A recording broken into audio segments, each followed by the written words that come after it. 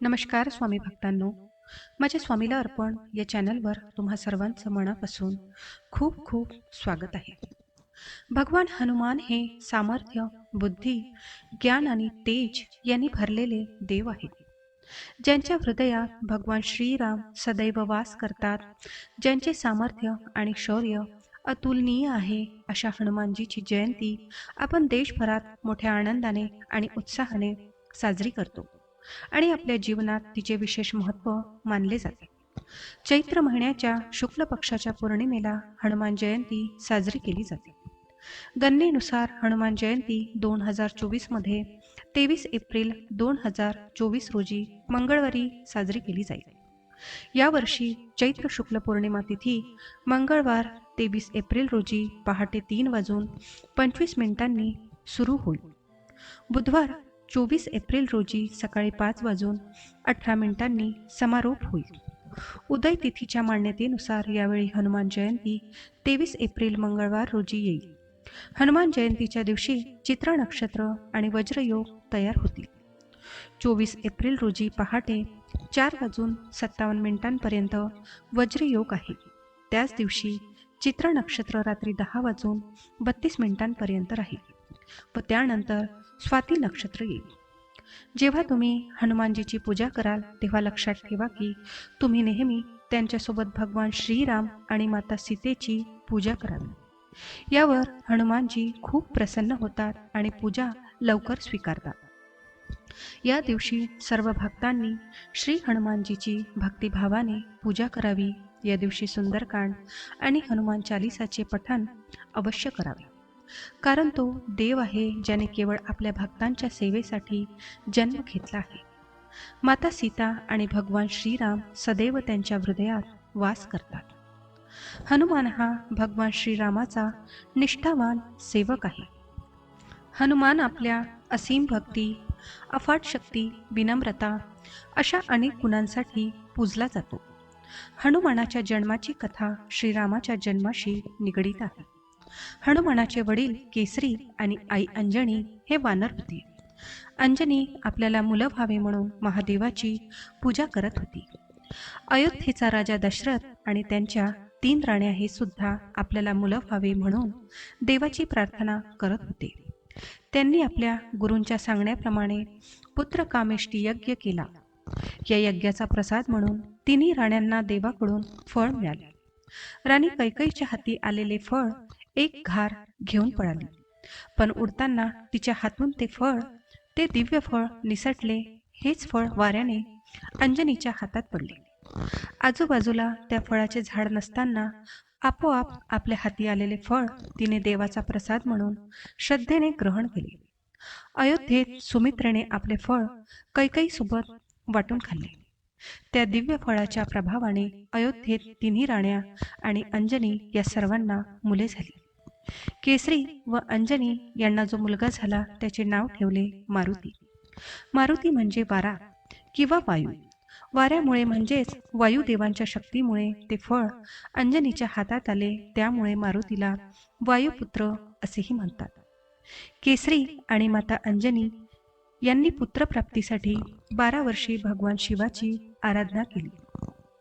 यावर प्रसन्न होऊन भगवान शिवाने त्यांना शूर, बुद्धिमान आणि बलवान मुलगा होईल असा आशीर्वाद दिला.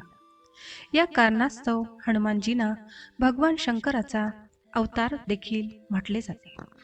मारुती अत्यंत शक्तिशाली होता. एक दिवस सूर्य उगवताना त्याचे तांबडे सूर्यबिंब पाहून मारुतीला ते सुंदर पिकलेले फळ वाटले आणि त्याने सूर्याच्या दिशेने झेप घेतली आणि त्याला अडवायला देवाचा राजा इंद्र याला आपले वज्र वापरावे लागले. या वज्र प्रहाराने मारुतीच्या हनुवटीला लागले आणि ती थोडी वाकडी झाली. त्यामुळे मारुतीचे एक नाव हनुमान असेही पडले. मारुतीची अनेक नावे आहेत. केसरीचा मुलगा म्हणून केसरी नंदन, अंजनीचा मुलगा असल्यामुळे अंजनेय, वायूच्या कृपेने झाल्यामुळे वायुपुत्र, बजरंग, हनुमंत ही इतर नावे सुद्धा आहेत. श्रीराम, सीता आणि लक्ष्मण वनवासात असताना सीतेला राक्षस राजा रावणाने पळवून लंकेला नेले. श्रीराम लक्ष्मणाची सीतेच्या शोधात असताना हनुमानाशी भेट झाली. इथून पुढे हनुमानाने सीतेचा शोध घेणे, रावणाशी लढाई आणि पुढे आयुष्यभर रामाची मनापासून सेवा केली. त्यामुळे सहसा जिथे रामाची मंदिरे आहेत तिथे त्यांच्या बाजूला हात जोडलेला हनुमान हा असतोच. त्याला भक्तांचा शिरोमणी म्हटले जाते. हनुमान चिरंजीव म्हणजेच अमर आहे. त्यामुळे असे म्हणतात तो आजही जिवंत आहे आणि लोकांना बळ देतो. जिथे जिथे रामकथा सांगितली जाते तिथे हनुमान दुसऱ्या वेशात आवर्जून जातो अशी श्रद्धा आहे. हनुमानाच्या अतुलनीय बळामुळे त्याला बळाची देवता मानले जाते. चैत्र पौर्णिमेला हनुमानांची जयंती साजरी होते. हनुमानाच्या मंदिरामध्ये त्याची विशेष पूजा होते. मोठ्या संख्येने लोक हनुमानाच्या दर्शनाला आवर्जून जातात. हनुमान चिरंजीव असल्याने तो आज देखील अस्तित्वात असल्याची मान्यता भाविकांमध्ये आहे. हनुमानाला लावण्यात येणारा शेंदूर अत्यंत पवित्र मानला जातो. हनुमान स्तोत्र व हनुमान चालिसा म्हणणाऱ्यांना आत्मिक समाधानाची प्राप्ती होते असे म्हटले जाते. साडेसाती सुरू असलेल्या व्यक्तींनी दररोज किंवा किमान प्रत्येक मंगळवारी व शनिवारी मारुतीचे दर्शन घ्यावे. हनुमानाला शक्ती, स्फूर्ती आणि ऊर्जेचे प्रतीक मानण्यात आले आहे.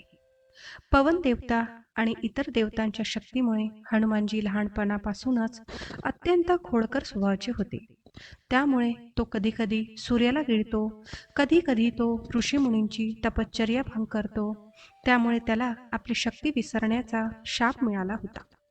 रामायणात लंकेतील घटनेत जामवंताने त्याला त्याच्या शक्तीची जाणीव करून दिल्यानंतर हनुमानजी राक्षसाचे रूप घेऊन माता सीतेच्या शोधासाठी निघाले. रावणाची लंका जाळण्यापासून ते संजीवन औषधी शोधण्यापर्यंत रामाच्या लंकेवर विजयाचे श्रेय हनुमानाला दिले जाते. तर मित्रांनो, हा व्हिडिओ तुम्हाला कसा वाटला मला कमेंट करून नक्की सांगा. व्हिडिओ आवडला असेल तर व्हिडिओला लाईक करा. जास्तीत जास्त लोकांना हा व्हिडिओ शेअर करा म्हणजे त्यांना सुद्धा ही माहिती मिळेल. चला तर मग आजच्या व्हिडिओमध्ये एवढेच. मी तुम्हाला परत भेटते अशाच एका नवीन आणि माहितीपूर्ण व्हिडिओमध्ये. तोपर्यंत सर्वांनी काळजी घ्या आणि असेच छान छान माहितीपूर्ण व्हिडिओ पाहण्यासाठी आजच आपल्या स्वामीला अर्पण चॅनलला सबस्क्राईब करा. धन्यवाद. श्री स्वामी समर्थ. जय जय स्वामी समर्थ.